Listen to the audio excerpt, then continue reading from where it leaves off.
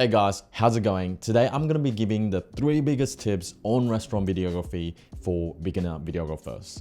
Now, restaurant videography has been our bread and butter, and I think it's solely because that me and Jono love food. Restaurants don't normally have the biggest budgets, but a lot of fun and creative shoots can come from them.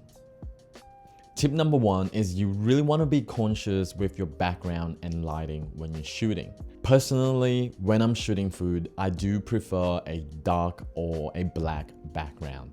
This is because the colors of the food tend to pop up a bit more when put against a darker or black background, and this makes the food look more vibrant. And I always find that dark and black background works better with lighting. It creates more contrast in the shoot and ultimately makes it more cinematic. Now, depending on your restaurant, a lot of restaurants doesn't have black or dark backgrounds, so you can go with light backgrounds as well. Lighter backgrounds can be cinematic and look nice in front of camera, but sometimes it's just a bit more tricky. And this is because a lot of the lighter surfaces are reflective.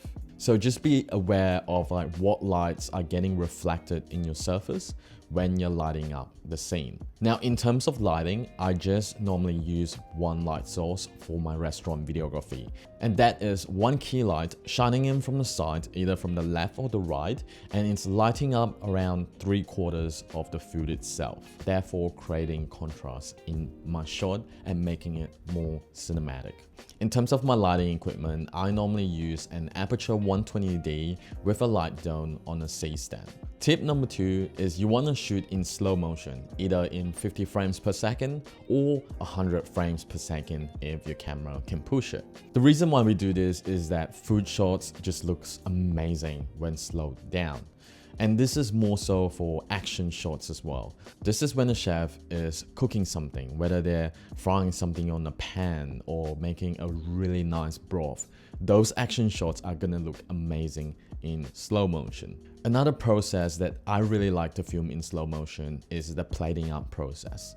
This is where the chefs start plating up the food on a plate or in a bowl, and they would normally do some really nice garnishing that would look really good in slow motion.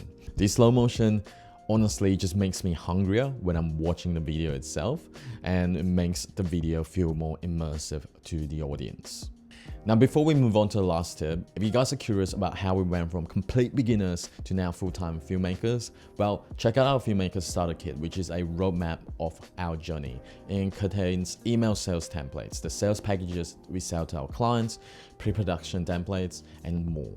So check it out, link in the description down below. Moving on. The third tip is you want to shoot on a higher focal length. A lot of mistakes that I've seen beginner videographers make is they use a really wide lens to shoot food.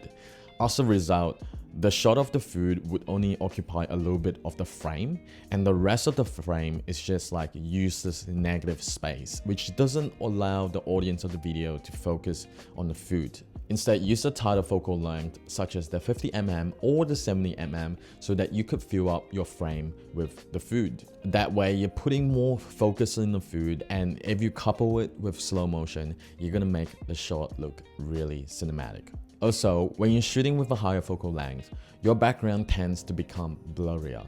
That is because the higher the focal length you go, the more depth of field you have. So that way, you can make your shot look more cinematic. So the next time you go on a restaurant shoot, make sure you're carrying a focal length of at least 50mm. That's it for today. I hope you guys learned a lot from these 3 tips. If you guys want to level up your filmmaking and share your journey with others that's similar to you, check out our school community. We hold Q&A sessions and live workshops every single month. You're also able to meet a lot of your peers who are on the same journey as you. So if you're interested, check it out, link in the description down below. Anyways, I'll see you in the next video. Stay focused.